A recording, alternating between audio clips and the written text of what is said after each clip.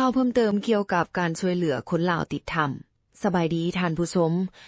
การช่วยเหลือคนที่ติดอยู่ในถ้ำนั้นมี2เหตุการณ์ใหญ่ที่เกี่ยวข้องกับประเทศลาวและประเทศเพื่อนบ้านซึ่งมีรายละเอียดของประเทศที่เข้ามาช่วยเหลือดังนี้ 1. เหตุการณ์ล่าสุดกู้ภัยถ้ำที่แขวงไซสมบูรณ์ประเทศลาวพฤษภาคม26ในเหตุการณ์ที่มีชาวบ้านเข้าไปซอกหาคำแล้วถูกน้ำปลาสัตว์เข้าถ้ำจนติดอยู่ทั้งในที่แขวงไซสมบูรณ์ประเทศที่ได้ส่งทีมงานเชี่ยวชาญเข้ามาช่วยเหลือลาวอย่างหีบด่วนมีดังนี้ประเทศไทย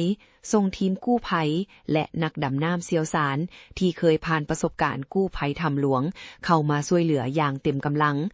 ประเทศฟินแลนด์มีนักดำน้ำถ้ำระดับโลกเช่นทานมิโกปาซิที่เคยช่วยเท่าถ้ำหลวงเข้ามาร่วมดำน้ำในถ้ำที่ลาว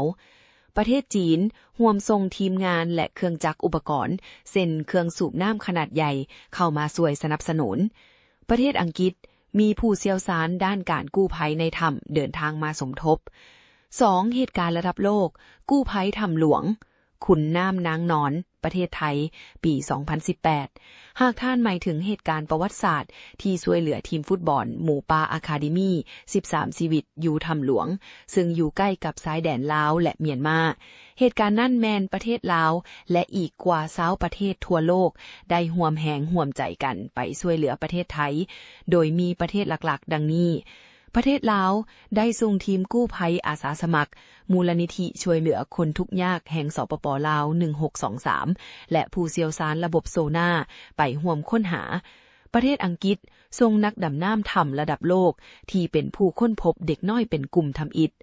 ประเทศออสเตรเลียส่งทีมแพทย์และนักดำน้ำเช่นหมอริชาร์ดแฮร์ริสผู้ที่วางยาสลบเพื่อพาเด็กน้อยดำน้ำออกมาประเทศสหรัฐอเมริกาส่งกองกำลังทหารเฉพาะกิจ USINDOPACM เข้ามาช่วยวางแผนและวางระบบกู้ภัย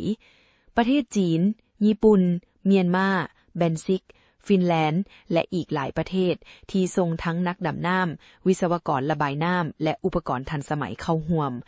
สบายดีท่านผู้ชมข้าพเจ้าได้ทบทวนและมาสรุปเบิ่งแล้วบ่ปรากฏเห็นเพื่อนเป็นเพื่อนตายประเทศหนึ่งของสปป.ลาวเข้ามาซอยคือประเทศที่เพิ่นสังประเทศนั้นก็คือเวียดนามท่านผู้ชมเวียดนามถือว่าอ้ายน้องร่วมท้องเดียวกันบาดลาวมีปัญหาบ่เห็นซื่อเข้ามากู้ภัยซอยลาวเอาคนออกจากถ้ำนับแต่เขื่อนอัตตปือแตกเหือเด็กน้อยนักเรียนหล่มอยู่น้ำหงืมมีแต่ประเทศไทยที่สปป.ลาวสั่งมาซอยเทื่อนี้คนลาวค้าถ้ำก็แม่นประเทศไทยมาซอยเวียดนามบ่เห็นจอยเฮาสิอื้นเพื่อนแบบนี้ว่าจังไดพี่น้องเพื่อนกินแม่นบ่เอาละเว้าหลายคนถ้ำเขาสิเครียด